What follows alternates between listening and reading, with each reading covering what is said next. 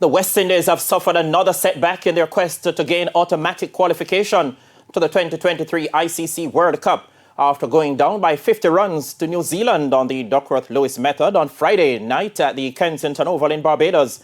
The defeat leaves the series at 1 apiece, with the deciding game to be played on Sunday. Asked to bat for the second time in the series, the world #1 ODI team was put on the back foot early as Martin Guptill was dismissed for 3. That was the start of a string of low scores for the Kiwis as Devon Conway 6 and stand-in captain Tom Latham for a duck fell in quick succession as Jason Hoda had 2, Alzari Joseph had 1, and the West Indies had the visitors reeling at 31 for 3.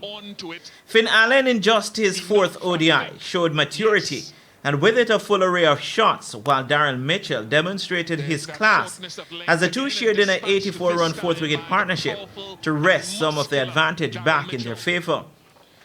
The reintroduction of Kevin Sinclair led to another shift in momentum, and it started with the removal of Mitchell for 41. By this time, Allen had passed 50 and eyeing his maiden ODI century. But finding partners became difficult with wickets tumbling around him. His resistance was eventually broken on 96 as he fell agonizingly close to a first ODI century. 26 not out from Mitchell Santner and 16 from Trent Boult towards the end helped New Zealand limp across the 200-run mark before being dismissed for 212. Sinclair ended with career best figures of 4 for 41, while Jason Hoda had 3 for 24 and Hussain 2 for 51. Now the West Indies chase got off to a poor start as Kyle Mears went early. Shamar Brooks was at the crease twice as long as Mears, but that amounted to nothing. And when Brandon King was caught for 2, the hosts were 21 for 3. When the 4th wicket went, the Windies lost hope.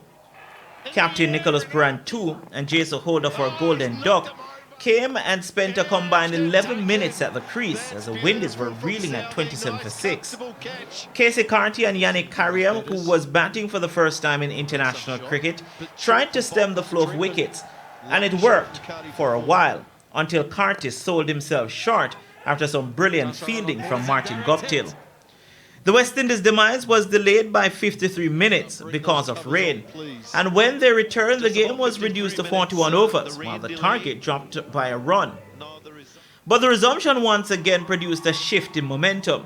Hussain looked positive before he fell, but it was Alzari Joseph who looked the part. The Antiguan peppered the straight and square boundaries as he hit 5 fours and 2 sixes in an entertaining knock. He was also there long enough to see Cariah bring up a maiden ODI half-century. When Joseph fell just a run shy of his maiden 50, the Windies' end was nigh, and it came shortly after with the dismissal of Cariah for a top score of 52. 161 all out the Windies made as Tim Southey bagged 4 for 22 and Trent Boult 3 for 18. Bernardo Brown for TVJ Sports.